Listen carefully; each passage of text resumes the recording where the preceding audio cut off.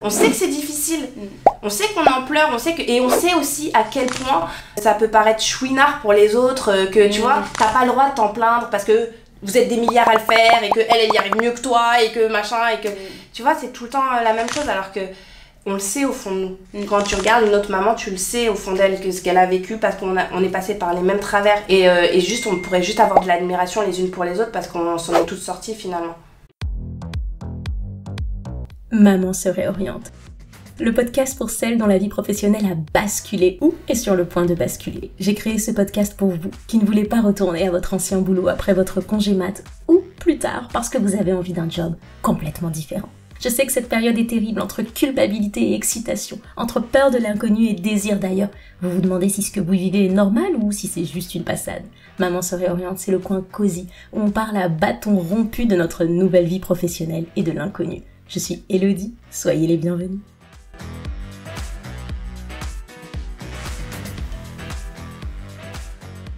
Aujourd'hui, pour ce nouvel épisode, j'ai l'honneur d'accueillir Léa Djadja.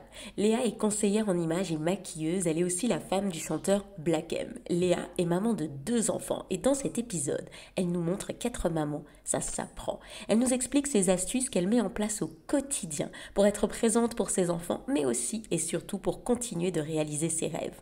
Entre émission de télé et écriture d'un livre, je me suis toujours demandé comment Léa faisait pour jongler entre ces différentes casquettes. Eh bien, c'est ce qu'elle a accepté de nous confier aujourd'hui dans le podcast. Salut Léa. Salut Elodie. Ça me fait trop plaisir de t'avoir ici. Pour moi aussi, c'est un vrai plaisir. Je te suis en fait depuis pas mal de temps et je suis assez admirative du travail que tu fais, donc c'est un plaisir pour moi d'être là aussi. Ah, merci. Je vais pas vous mentir, quand j'ai envoyé un message à Léa pour lui dire de participer au podcast, je me suis dit, mais en fait, tu rêves, elle va jamais dire oui. Mais attends, c'est une blague. Quand t'as regardé les messages pour m'en envoyer un, t'as bien vu que je t'en avais envoyé un depuis longtemps déjà. Putain, je pensais pas que t'allais le dire. Bien sûr que si. C'est vrai. Auquel tu n'as jamais répondu. Putain, c'est vrai, je suis pas très douée sur Instagram. Non, mais j'ai compris. Et puis j'étais très très très contente que tu fasses appel à moi et en plus spontanément, donc c'était cool. Bon, c'est canon.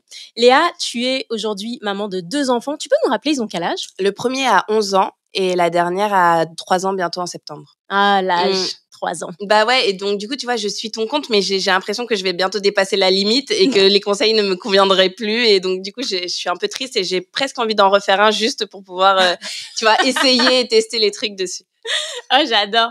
Léa, j'ai envie de savoir, on va remonter un petit peu. Tu m'as dit le premier, il a 11 ans. 11 ans, ouais. Okay. Qu'est-ce que tu faisais, professionnellement parlant, avant l'arrivée du premier? Avant l'arrivée du premier, j'avais terminé mes études de maquillage. Donc, je commençais le monde professionnel. J'avais 22 ans. Je n'étais pas encore très aboutie professionnellement. Je commençais. Et c'est vrai que ça a été un arrêt complet pour ma carrière. Mais ça a été une révélation aussi en tant que femme et en tant que maman. Donc, j'y ai gagné. J'ai gagné au change.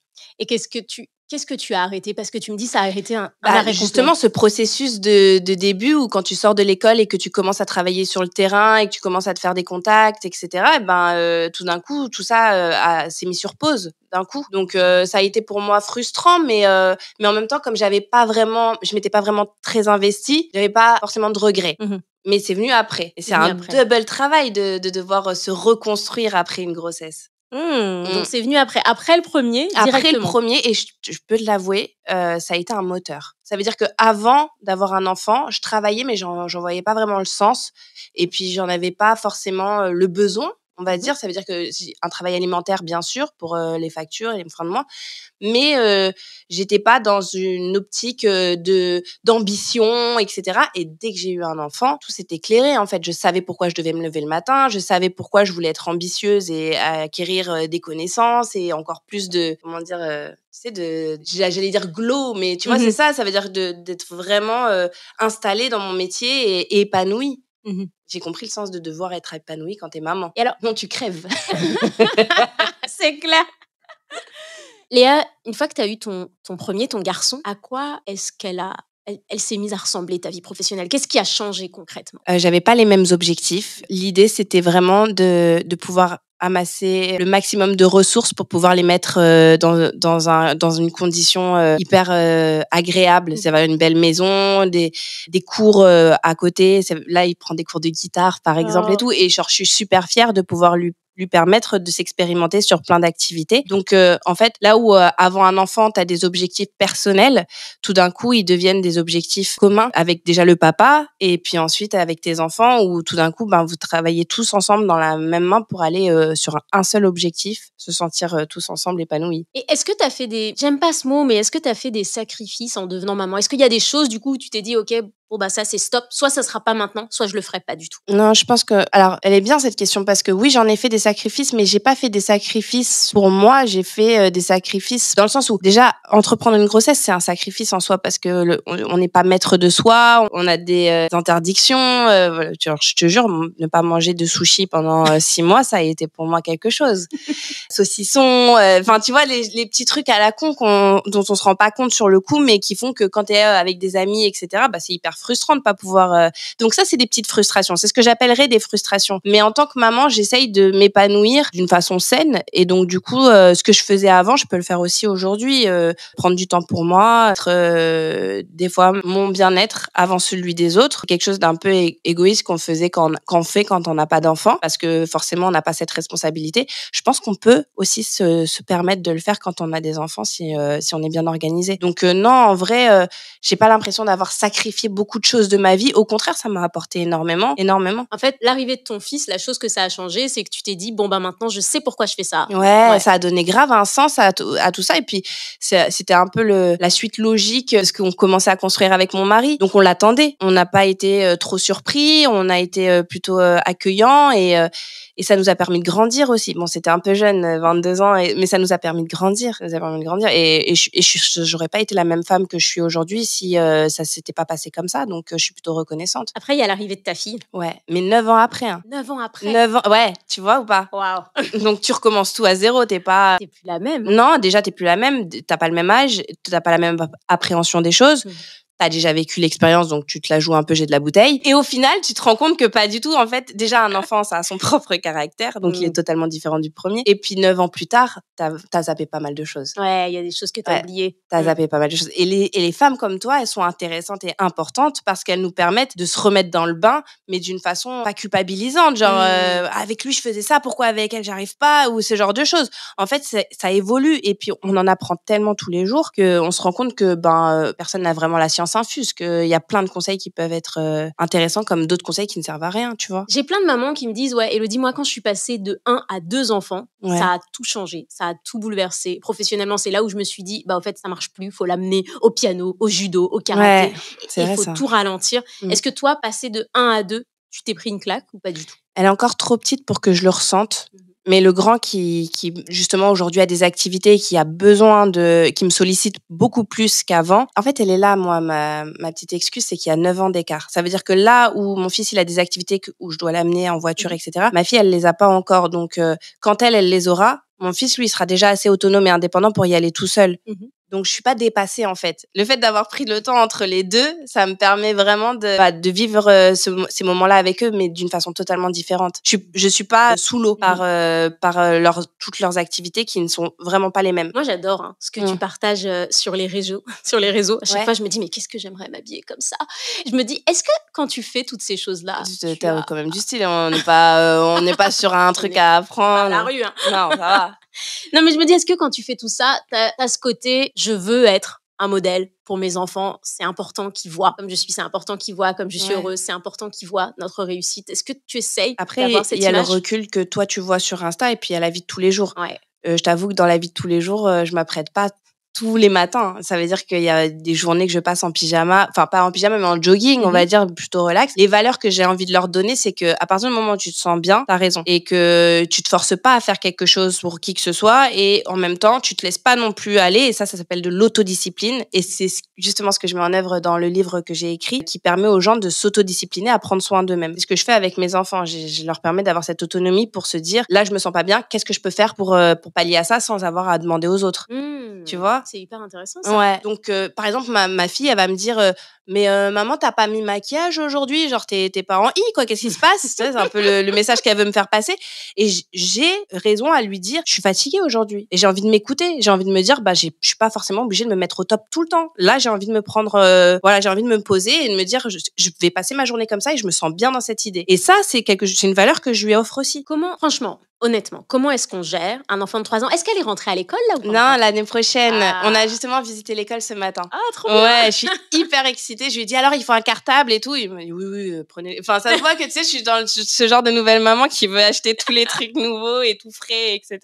Alors que c'est pas nécessaire. Alors, comment est-ce que tu gères cette vie professionnelle? Parce que du coup, pour le moment, t'es encore sur un bébé, un bambin, tu vois. Ouais, c'est vrai. Bas âge. Qu'est-ce que tu fais? Est-ce que tu as mis un système en place? Parce que ton mari, il est peut-être pas aussi Il est très présent. occupé voilà, aussi, il est hyper occupé. Qu'est-ce que vous avez réussi à mettre en place, en fait?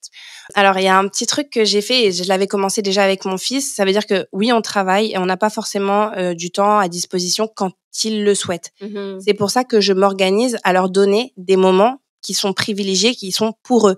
C'est-à-dire mon fils, par exemple, on a l'habitude de déjeuner tous les mercredis ensemble. Ah, j'adore. Tu vois, donc en fait, il sait que le reste du temps, je suis pas forcément disponible, même si j'essaye de l'être un maximum. Quand il a envie de me montrer un dessin, un truc et tout, forcément, je vais pas le rejeter. Mais il sait qu'il a un moment pour lui où il pourra tout tout donner à ce moment-là. Mmh. Donc ça lui permet aussi de se rassurer et de se dire bon, là, elle a pas le temps, mais je sais que j'ai mon moment. Et avec ma fille, c'est très nouveau parce qu'elle était encore toute petite et puis elle a aussi beaucoup de fusion avec son père, jusqu'avec moi. Mais justement, je travaille notre complicité en faisant des activités, mais qui sont adaptées à son âge et qui n'intéressent pas du tout son grand frère. Donc finalement, ça ne la concerne que elle et elle est très très contente de pouvoir avoir ce moment aussi privilégié. Toi, la façon dont tu t'organises, tu t'es dit, ok, vu que je peux pas être dispo tout le temps, et c'est ok parce que j'ai ma vie professionnelle, je vais leur accorder à chaque fois des petites plages horaires. Exactement. Et ils sont au courant de ça. ça. Ils sont au courant de ça et ils les ça. attendent. Et donc du coup, ils ont la patience de pouvoir se dire, mon moment va arriver. C'est un peu genre je suis une maman la resta te donnera son moment. C'est un peu le truc. Mais non, mais c'est génial parce que du coup, pendant ce moment-là, toi, t'es 100% dispo. Exactement. Ouais. Et je préfère ces petits moments. Et même s'ils sont pas ils sont pas énormes, mais ils sont tellement de qualité qu'ils remplissent tous les moments que j'aurais pu faire, mais avec à moitié sur mon téléphone ou ce genre de choses. Est-ce que ce soit toi ou ton mari, avec les vies professionnelles que vous menez, tu la ressens parfois, cette culpabilité de j'aimerais tellement pouvoir passer plus de temps avec eux? Non, mais c'est pas. Alors la culpabilité, elle se passe pas dans j'aimerais passer plus de temps avec eux, mais c'est plus genre je vis des moments et je pense à eux et je me dis j'aimerais tellement qu'ils soient là à ce moment-là pour voir ça. Genre en fait t'as des trucs où tu dis ça aurait été tellement génial que je l'amène justement pour qu'ils voient cette expérience ou cette chose-là ou ce show ou ce machin. Et en fait l'idée elle me reste et je me dis cette fois-ci, je vais le prendre avec moi et je regrette, mais à la première heure. Genre, en fait, il s'en fout, ça l'intéresse pas du tout, il s'ennuie, il me le reproche. Donc, en fait, c'était pas du tout la bonne idée. Et là où tu penses te dire et tu culpabilises parce que tu dis il aurait kiffé. Et franchement, j'ai pas pensé, c'est ridicule de ma part, j'aurais dû, etc. Quand tu le fais vraiment, tu dis non, instinctivement, je savais que j'aurais pas dû l'amener. Et donc, du coup, je culpabilise, mais je repense au fait que si je l'avais amené, tu vois ce que je veux dire? Bien sûr. Si je l'avais amené, j'aurais regretté. Et lui aussi, et donc du coup c'est juste un moment que je pense très fort à lui, que je lui raconterai le soir quand on se verra. Tu dois recevoir énormément de propositions, de nouveaux projets, de propositions qu'on te fait. Et est-ce que quand tu traites tous ces nouveaux projets, il y a la variable enfant, c'est-à-dire la façon dont tu acceptes les nouveaux projets, c'est Totalement. ok, est-ce que ça va me prendre du temps, est-ce que ça va pas me permettre par exemple de faire ton super déjeuner le mercredi, est-ce que c'est comme ça que tu Bien décides? sûr, c'est la première question que je me pose en tant que maman. J'ai laissé cette liberté à mon mari de pouvoir avoir la disponibilité pour prendre n'importe quelle opportunité qui se présentait, en moi veillant à ce que chaque chose que je vais pratiquer, instaurer, travailler, elle soit en accord et en adéquation avec mon organisation et mes enfants. Mon mari, il le fait aussi. Ça veut dire, par exemple, il part pas plus de 4 jours en tournée parce qu'il sait que c'est trop et qu'au bout de 4 jours, ses enfants lui manquent, il nous manque. Et donc, du coup, voilà, il a imposé des limites. Moi, en revanche, sur n'importe quel projet, la première chose qui me vient en tête, c'est, alors, ok, avec les enfants, ça se passe comment? Mais même, ça pourrait être un long projet, un gros projet, comme un rendez-vous. Genre, moi, quand on me dit rendez-vous, comme tu m'as donné le rendez-vous, ma première pensée, c'est où seront mes enfants à cette heure-ci? Et qui les garderont et comment on fera? Tu vois, en fait, ça vient naturellement et c'est la première chose à laquelle tu penses pour t'organiser toi. C'est d'abord eux, leur bien-être et leur état et les circonstances. Tout à l'heure, quand t'es rentrée et on s'est parlé 2 minutes avant de commencer à enregistrer le podcast et t'as dit un mot, tu m'as dit ouais, on va parler des sacrifices. Mais franchement, depuis tout à l'heure que je te parle, j'ai pas l'impression qu'il y a eu des sacrifices. J'ai l'impression qu'il y a eu de l'organisation, genre hyper. Il y en a tout le temps, mais elle est tout le temps remise en question et tout le temps remise à jour. Tous les matins, c'est une remise à jour de, alors il y a ça, il y a ça, il y a ça. Isaac, il sera là à 17h? Ok, 17h, machin. Même si on s'est organisé 20 ans avant, voilà, ça revient toujours sur les premiers plans. Quand je te dis sacrifice, je vais te parler de ça parce que les gens sont au courant. Quand j'ai fait l'émission Incroyable Transformation, j'ai disparu pendant 1 an, entre la saison 3 et la saison 5, donc la 4e saison. Et il y a beaucoup de gens qui ont pensé que j'avais quitté l'émission, etc. Non. J'étais tombée enceinte. Et ça a été pour moi un sacrifice parce que j'étais au début d'une aventure qui m'épanouissait incroyablement, qui m'a apporté énormément. Et en même temps, il n'y avait pas débat sur le fait que c'était soit l'émission, soit mon enfant. Il n'y avait pas de débat. Mais c'est vrai que je l'ai vécu comme quelque chose que je devais mettre de côté, qui ne m'appartenait qu'à moi et qui ne me sacrifiait que moi. Et donc, je l'ai vécu un peu. Et c'est de là où je parle de sacrifice. Moi, du coup, là, je me sens hyper triste. Non, mais je te jure. Non, faut pas le voir comme ça parce que j'ai fait une magnifique petite fille qui aujourd'hui m'apporte 10 millions de fois plus que cette émission. Mais c'est vrai que tu mets une pause sur tes ambitions personnelles. Même si ça en est une aussi, mais celle-ci, tu la concrétises pour le monde. En fait, moi, mes enfants, je les fais pas forcément pour moi, je les fais pour qu'ils soient eux et qu'ils apportent à ce monde, et etc., etc. Donc, en vrai, voilà, j'ai laissé passer 1 an d'émission. Je suis revenue après. J'ai eu la chance de pouvoir remonter en selle très, très vite. Et parce que je le voulais aussi et que je voulais pas justement faire porter le poids de cette culpabilité à mon enfant en la regardant en disant, ouais, à cause de toi, j'ai plus jamais rien fait. Non. Je t'ai fait, t'es là, c'est génial, tu t'en sors bien. Vas-y, je reprends ma route, quoi. Et je suis remontée en selle tout de suite. Et donc, du coup, ce sacrifice s'est transformé en quelque chose de beau. Mais sur le coup, je sais qu'il y a beaucoup de mamans qui se disent, est-ce que je suis sûre de vouloir faire ça? Est-ce que je suis pas en train de tout mettre en péril pour moi, personnellement? Enfin, voilà, il y a des vraies questions existentielles qui se posent quand tu tombes enceinte. Bah, surtout quand tu fais de la télé. Non, pas forcément, dans n'importe quel cœur de métier. Là, non, dans n'importe quel cœur de métier. À partir du moment où tu vis une passion et que tu dois la mettre sur pause parce que tu es obligé d'entreprendre des responsabilités, c'est parfois la même chose. Et quand tu reprends la saison suivante, comment ça se passe? Ta fille, elle a quel âge à ce moment-là? Alors, ça va être drôle. J'ai accouché et franchement, je demande à personne de suivre mon exemple parce que ça a été même limite dangereux pour moi. Mais au bout de 3 mois, j'avais retrouvé ma silhouette. Genre, ça veut dire 6 semaines après mon accouchement, j'ai commencé à reprendre le sport puisque t'as pas le droit avant. Et j'ai repris le sport, mais à max. Genre, je m'étais jamais une athlète. Mais avec une passion de retour. C'est ça, un peu comme si j'avais quitté mon mec. Non, c'est comme si mon mec m'avait quitté et que je voulais prouver à mon ex en lui disant regarde ce que t'as perdu. Tu vois ou pas? Et à cette émission et à toute la prod derrière et tout qui m'avait dit un peu un genre de bye bye, genre oh, bah c'est dommage mais c'est tant mieux pour toi, tu vois, genre un truc. Je voulais leur montrer que bah les gars en fait je suis revenue et je suis encore mieux qu'avant. Et donc je me suis donnée à fond. Donc au bout de 3 mois j'avais retrouvé ma silhouette. Je suis arrivée sur le plateau talons, maquillage avec mon jean que j'avais mis juste 9 mois avant. Et genre, je leur ai montré que j'étais à fond et que j'étais encore plus motivée qu'avant. Et voilà. Et donc, j'ai pu retrouver mon travail. Waouh. Ouais. Mais parce que c'était une question de volonté, quoi. Parce que je l'avais déjà vécu avec mon premier. Et le premier, je m'étais un peu abandonnée juste après sa naissance. Et c'est de là, d'ailleurs, que le livre s'est fabriqué dans ma tête. Cet agenda qui te permet de reprendre confiance en toi et de savoir par où commencer pour reprendre soin de toi. Donc, c'est ça que je voulais mettre en avant. Et donc, j'ai utilisé ça et je me suis donnée à fond. Comment elle s'est passée cette saison avec ta fille? Est-ce que là, il y a eu aussi des sacrifices? Est-ce que tu as dit à la prod, ok, moi, il y a tel horaire, faut que je sois sortie à telle heure, il y a ma fille que je dois aller chercher à telle heure? Est-ce qu'elle était avec toi? Je crois qu'ils te laissent pas vraiment le choix. Ouais. Et c'est pas forcément que dans la télé. Je pense que dans n'importe quel corps de métier, en tant que femme, t'as à prouver que tu peux le faire. On te donne pas les conditions pour que tu puisses le faire, mais tu dois prouver que tu peux le faire. Et même si on te met des bâtons dans les roues, c'est à toi de les sauter. Et en fait, on te félicitera à la fin quand tu y seras arrivé, mais personne te poussera pour le faire. Et c'est ça que j'admire chez les femmes. Et c'est pour ça que je suis une grande fan de la femme et de sa capacité à pouvoir endurer les difficultés face à une société qui nous facilite pas les choses. Ouais, donc t'y vas et puis bah tu t'adaptes. Et je m'adapte et puis s'ils me disent bah tu vas terminer à 2h du matin, je vais appeler ma mère en catastrophe et je vais lui dire maman, est-ce que tu peux rester jusqu'à 2h du matin, je dois terminer cette émission. Elle sait à quel point c'est important pour moi. Mon mari aussi m'a beaucoup aidé sur quand il a des jours off, etc. Il sait que voilà, il reprend la barre. faut avoir des gens sur qui compter. C'est pas facile, je sais, parce qu'on n'a pas tous la même chance. Mais c'est pour ça qu'il faut être social. C'est pour ça qu'il faut s'entraider. C'est pour ça que chez la voisine, elle peut être hyper sympa et que finalement, peut-être qu'elle peut nous rendre service à un certain moment et parce qu'on est des femmes et parce qu'on doit s'entraider et que voilà, on doit se pousser toutes vers le haut et qu'on y arrivera. J'adore ça. Franchement, j'adore. Je sais. Et tu sais, c'est cette énergie que je retrouve aussi chez toi parce que voilà, c'est ça, c'est que on sait qu'on est dans la merde. On sait que c'est difficile.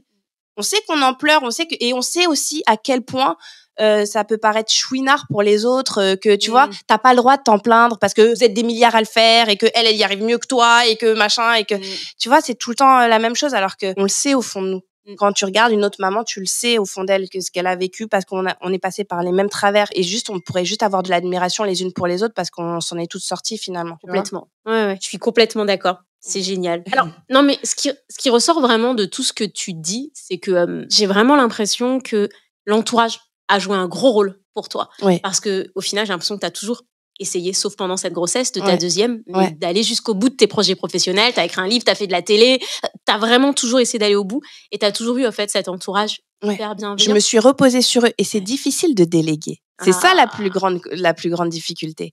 C'est de se dire que c'est possible et de pas culpabiliser.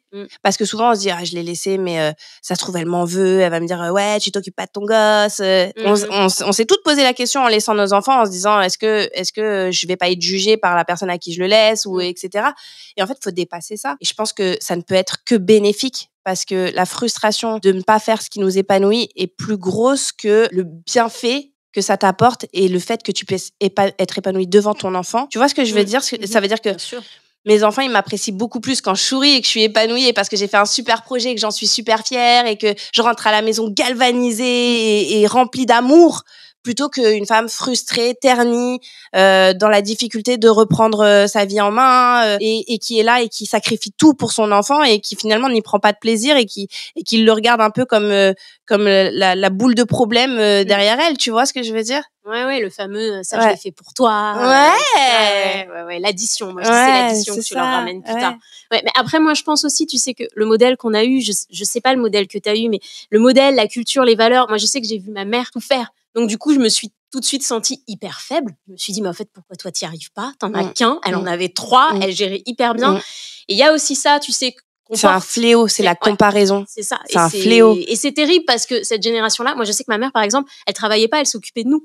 Et nous on essaye de faire exactement ce que nos mères elles faisaient. Et en plus à côté on a des projets de fous professionnels. Mais parce qu'on ne vit pas dans la même génération exactement et qu'aujourd'hui la femme elle a évolué sur un point où la société aujourd'hui, oui, il y en a certains qui aimeraient nous voir à la maison, mais il y en a d'autres qui attendent de nous qu'on puisse réussir à émerger comme d'autres l'ont fait. En fait, il y en a il y a certaines femmes qui ont ouvert des portes qui font que on peut plus laisser place. Je peux pas y le faire. Tu vois? C'est vrai. Ouais. Et de là, c'est une certaine pression aussi pour d'autres qui n'avaient pas forcément envie de le faire. Moi, j'étais très bien chez moi avec mes gosses et genre, je suis bien. Je respecte aussi ça. C'est un travail de malade de entretenir une maison matin au soir, de savoir qui va manger, qui doit manger, qui machin. C'est une organisation qui révèle plusieurs métiers. Taxi, psy, masseuse, styliste. Tu vois ce que je veux dire? C'est tous les métiers réunis et faut assurer. Et moi, je l'assume. Non, ça ne me parle pas. J'ai du mal. J'ai vraiment du mal à entreprendre. C'est parce que ça me, tu vois, ça me bouffe pas, quoi. Il y a d'autres trucs qui me font cet effet-là. Tu sais, dans le podcast, j'aime vraiment à dire que on a tout un moment wow. C'est-à-dire le moment où tu sais, t'as eu ton enfant ou tes enfants. Et ce moment où t'as réalisé, même si on te l'avait dit, tu sais, toutes tes copines qui te préviennent, que ouais, ok, là, ma vie professionnelle, elle est en train de changer. Là, je vais peut-être plus pouvoir faire les mêmes choses ou il va falloir que j'adapte. Est-ce que tu te souviens d'un moment précis comme ça? Du moment où tu t'es dit, ok, là, ça va être Léa va falloir faire autre chose, en fait, tu vois? Ah, où j'ai changé de vocation parce que elle correspondait plus à... Pas forcément changer de vocation, juste dit, il va falloir que j'adapte ma vie professionnelle. Parce que ça va plus ça s'est fait naturellement dans le sens où, tu vois, l'émission, c'était vraiment un tunnel. Je partais à 6h du matin et je rentrais à 2h du matin, donc je les voyais ni se lever, ni se coucher. Je les voyais qu'un jour par semaine et c'était très tendax, surtout que quand t'es une femme, c'est souvent toi qui es sollicitée pour tout ce qui est problème ménager, etc. Donc j'avais l'impression de pas être à ma place et c'était très très très difficile de jouer contre la culpabilité, etc. Et en fait, naturellement, l'émission s'est arrêtée au moment où je pense que ma famille en avait le plus besoin. Et donc du coup, je suis sortie de ce tunnel et j'ai pu me repréoccuper d'eux plus que ce que je ne faisais avant. Et c'est là où les routines sont rentrées en place. Les déjeuners, avant, il n'y avait pas tout ça. Et justement, ça a créé un déséquilibre. Mais c'est pas mal de vivre le déséquilibre pour pouvoir se réaménager. Parce que si on ne sent pas que ça pose des problèmes, en fait, ils vont se révéler à 30 ans chez le psy, tu vois. Alors que si tout d'un coup, tu arrives à conscientiser qu'il y a un truc qui va pas, et ben, ça te permet de réajuster. Tu vois, tu pourrais fermer les yeux et dire non, c'est pas grave, ça, ils vont s'y faire. Tu vois. Et donc, c'est important de réajuster au moment propice. Et ça moi, ça m'a apporté plein de skills parce que avant, je savais pas comment justement entretenir une relation complice avec mes enfants et en même temps avoir mon travail et tout ça sans qu'ils se sentent abandonnés. Et c'est là où j'ai été recherchée et c'est là où l'information elle arrive et elle sert. Instagram, les livres, les recettes de grand-mère. Moi, j'ai appris que il y a un truc qui me fait, c'est vraiment, je le lâcherai plus jamais, je pense. C'est même à ses 40 piges, quand il m'appellera, je lui dirai toujours ça.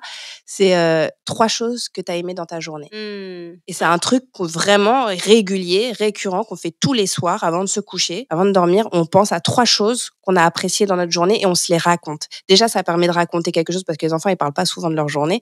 Et donc, de dire 3 choses qu'ils ont appréciées, ah bon, t'as fait ça? Ah bah, tu m'avais pas dit. Et donc, du coup, ça enclenche peut-être sur une discussion. Mais au-delà de ça, ça leur permet d'être positive et de voir toujours le bon côté des choses. Et je connaissais pas cette technique et ça va faire depuis que ma fille, elle est née, 2 ans qu'on fait ça. Et elle, aujourd'hui qu'elle parle, elle commence à dire « Moi aussi, veut dire aimer ». Et donc, du coup, elle raconte un peu ce qu'elle a aimé dans la journée. Alors, elle a aimé papa, donc c'est génial. Tu vois, mais je trouve que c'est un super truc et voilà. Et en fait, tu l'apprends au fur et à mesure. Être maman, c'est un vrai travail sur le tas. Il y a personne qui peut te l'apprendre, quoi. Ce que j'adore vraiment dans tout ce que tu nous racontes depuis tout à l'heure, c'est que j'ai l'impression que, tu sais, on a souvent l'impression qu'il faut qu'on passe énormément de temps avec nos enfants, avec nos bébés, et du coup, on n'est pas forcément bien, mais on passe du temps avec eux, tu vois, donc c'est cool. De toute façon, la société, elle te dit que t'as besoin de faire ça pour être une bonne mère, donc tu passes du temps avec eux, mais t'es pas épanouie à côté. Et en fait, toi, t'as décidé d'être épanouie, de répondre aux projets professionnels qui t'intéressent et d'avoir ces moments qui sont peut-être plus courts que une mère qui reste à la maison, mais qui sont vachement de qualité. Où, en fait, tu t'épanouis et tes enfants, ils t'épanouissent. Et du coup, est-ce que tu te dirais vraiment qu'aujourd'hui, t'as l'impression d'avoir trouvé le rythme qui te convient parfait dans ta vie pro et vie de maman? Tu sais, ce qui était frustrant, c'est quand j'amenais mes enfants et que genre je pouvais faire 3 jours de suite des activités. Je les gavais, tu vois, genre parce que je culpabilisais, tu vois. Souvent, quand j'ai un jour, j'avais que un jour par la semaine, et dans ce jour-là, je les gavais, mais à max, du matin au soir. Et en fait, ils étaient pas reconnaissants. Ils étaient fatigués, ils étaient surstimulés, et donc du coup, ils étaient pas reconnaissants. Et je me dis, en fait, ce moment-là, ils l'ont pas apprécié. Moi, j'ai pensé leur donner quelque chose, mais en fait, je leur ai enlevé quelque chose. Ils ont pas apprécié le moment. Ils se souviendront de ça comme quelque chose de désagréable. Alors que ces petits moments, même s'ils sont courts et pas réguliers, eh ben, ils sont tellement intenses et tellement pleins d'émotions qu'ils s'en souviendront même plus grands. Tu vois ce que je veux dire? Et ça, je l'ai vu aussi par rapport au papa. Parce que nous, on passe des journées tous les jours avec eux à tout donner. Ils passent une fois avec eux à jouer pendant 5 minutes. Mon fils, il s'en est rappelé pendant 5 ans.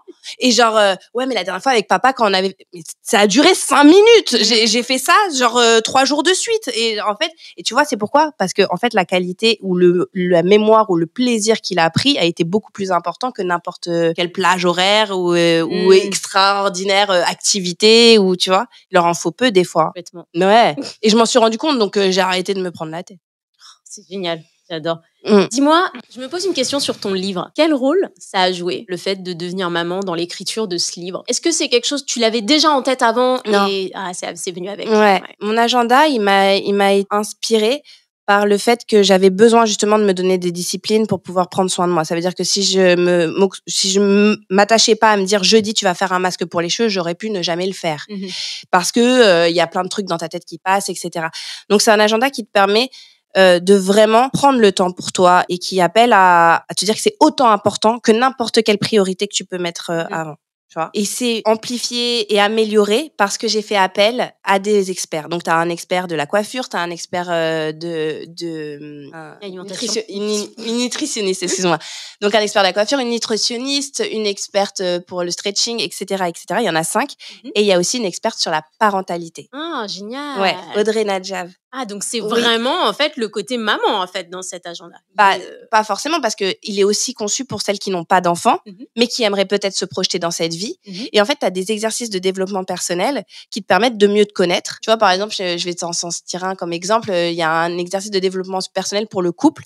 Tu peux être en couple ou ne pas être en couple. Cet exercice te permettra de mieux te connaître et de savoir tes attentes dans un couple. Donc, de te préparer ou de t'améliorer en fonction de ta situation. Et donc, du coup, c'est ce qui t'a permis? C'est ce qui m'a permis de tenir mes routines, d'apprendre de mes routines, parce que du coup, cette conseillère en parentalité a apporté 30 conseils que tu retrouveras tout au long de l'agenda, qui te permettent soit de reprendre confiance en toi, soit de dédramatiser sur certaines situations, ou même de prendre, comme je te l'ai donné tout à l'heure, cette petite combine de 3 choses que tu aimes à la fin de la journée, tu sais, des petits exercices qui te permettent d'avoir plus de complicité avec tes enfants et qui te prennent pas plus de temps ou plus d'investissement que ce que tu fais d'habitude. J'ai une question, en fait. Là, ce que je me dis, ce qui ressort vraiment de cet épisode et ce qui est génial, comme je te dis, c'est que t'as quand même l'air d'être une reine de l'organisation. Pas du tout. Mais pas du tout. Je suis perchée. Mais ouais, mais pour témoin, genre, il n'y a pas une seule fois où, et pourtant j'ai un emploi du temps que je dois respecter, etc. Mais je suis débordée, mais ça se passe dans ma tête. Ça se passe dans ta tête. Mais tes enfants, ils le savent pas. Comme tu le dis, tu sais où ils sont lorsque t'es pas là. Ça c'est sûr. Tu sais que le mercredi, tu manges avec ton fils. Donc, au final, même si toi, t'as cette image dans ta tête d'être quelqu'un de débordé, les choses, elles sont un minimum calées. Mais les gens aussi ont l'image de moi de quelqu'un de débordé. Mince. Non, mais c'est ça Attends, ça aurait pas pu être tout parfait, sinon ça aurait été trop facile. Non, forcément, il y a des petits inconvénients. Ça veut dire que, par exemple, je suis avec une amie, j'ai du mal à me concentrer totalement sur notre conversation, etc. Parce que, à la dernière minute, mais attends, Isaac, il doit partir, mais pourquoi elle est pas venue le chercher? Et pourquoi elle a pas fait? Et pourquoi il y a pas ça? Donc, tu vois, t'as toujours t'es un gestionnaire, un gérant, t'es la régie de ta famille. Tu vois ce que je veux dire? Donc, t'es toujours sur le qui-vive. Ton travail, il est 24 heures sur 24, même dans la nuit. Elle a vomi. Ah, merde, c'est moi, je veux me lever. Ah, il faut changer les draps. Tu vois ce que je veux dire? T'es toujours sur le qui-vive. Sauf quand t'es en vacances. Ça, c'est incroyable, ça. Les vacances sans les gars, c'est incroyable ou pas? C'est incroyable. C'est incroyable, ça. Comment tu vis, ça c'est vraiment une question que je me pose personnellement, c'est une question hyper égoïste. Comment tu vis le fait donc tu as ton mari qui a une carrière professionnelle, donc c'est assez chargé. Est-ce que tu as l'impression, des fois, tu te dis, moi j'en fais plus, et du coup, professionnellement, j'ai l'impression de devoir plus adapter les choses que lui, et c'est compliqué. J'ai l'impression de tout porter sur mes épaules. Je déteste le terme charge mentale. Je vais le faire en ASMR, ça s'appelle la charge mentale. On connaît toute la charge mentale. Et pour avoir beaucoup de témoignages, parce que j'en parle avec beaucoup de mamans ou avec beaucoup de gens autour de moi, c'est notre pierre, quoi. C'est notre, que je sais pas, il y a notre fléau. C'est notre talon d'Achille. C'est ça. C'est notre charge mentale. Et on peut rien y faire, les gars. Enfin, voilà. Alors après, il y a des découvertes. J'ai rencontré des papas qui étaient eux aussi sous charge mentale. Tu vois? Et genre, ça a été incroyable. Et ça, pourquoi? Grâce au réseau. Parce que justement, l'information circule. C'était des choses tabous dont on ne parlait pas, où un papa sur 10 se disait avec ses potes, je veux pas leur dire que moi je fais la vaisselle. Tu vois, genre des trucs comme ça. Et en fait, aujourd'hui, la parole se libère. Donc, on a des témoignages, on a des apprentissages. Et tu vois, je regarde mon mari, je dis, tu vois que c'est possible. et tu vois que ça peut être normal. Tu vois? Et c'est plein d'espoir. C'est plein d'espoir. Donc, quand je dis, c'est notre truc et on va devoir vivre avec, encore un petit peu, les gars, parce qu'ils ont pas l'air très, très près, mais ça peut, voilà. J'ai foi en cette nouvelle génération qui est ouverte et qui est dans l'égalité totale des genres et qui va apporter énormément, je pense. Après, je pense qu'il y a aussi, et je le dis parce que je suis pour l'égalité des genres et le fait qu'on soit tous à la même enseigne, mais dans une parentalité, il y a des rôles aussi à prendre. Et l'enfant aussi a besoin de celui qui va le cadrer et puis celui qui va aussi l'écouter. Et je pense que chacun dans sa sensibilité et je parle pas que papa-maman, je peux maman, papa, mais chacun apporte aussi ce qu'il a en lui et de sa personnalité et qui va apporter à cet enfant justement le fait qu'il soit complet, tu vois, avec toutes les facettes différentes de ses parents. Donc c'est important aussi que on ne change pas aussi sa nature. Par exemple, mon mari, ça fait pas partie de sa nature de faire certaines, pas des tâches ménagères parce qu'il est très maniaque, mais certaines tâches, on va dire qui me seraient plus facile pour moi, qui a une sensibilité, tu vois ce que je veux dire? Bien sûr. Voilà. Et donc chacun, en gardant ces rôles-là, on peut justement apporter un truc assez complet à cet enfant. Tu vois, ne pas rester tous sur la même longueur d'onde parce que c'est bien aussi d'avoir des nuances. Bien sûr. Que tout soit pas tout noir ou tout gris, ou tout blanc, qu'il y ait des nuances, justement. Ouais, chacun amène un petit peu ses ingrédients là dans la salade, puis on fait une grosse salade et puis on voit, et puis Parce que malheureusement, on peut pas enlever des légumes dans la salade. Non, mais la charge mentale, elle est bien présente. En tout cas, ouais, je le ressens. Ouais. Je le ressens. Ouais, mais pas par rapport à mon mari, parce que c'est comme ça, parce que c'est une responsabilité. Et que avant, à l'époque, les dames, elles faisaient des gosses et puis c'était les nounous qui s'en occupaient. Et ça existe encore dans d'autres pays, hein, tu vois. Ah oui. Mais aujourd'hui, je sais pas pourquoi on a ce combat de devoir se dire on peut tout faire toute seule, on est des Wonder Woman, etc. Et donc, du coup, ça fait beaucoup de charge mentale. Ouais. Si j'aimerais terminer par si là, il y a des personnes qui nous écoutent et qui se disent ah tiens, j'aimerais bien des conseils pour continuer à avancer dans mes projets professionnels et avoir des moments de qualité avec mes enfants. Quels conseils est-ce que tu pourrais donner à ces mamans qui se disent mais de toute façon, c'est pas possible. Déjà, là, je t'ai donné pas mal de tips. Déjà, t'écoutes l'épisode. Et puis comme ça, tu verras qu'il y a pas mal de tips dedans. Et puis c'est surtout être à l'écoute déjà en premier de soi.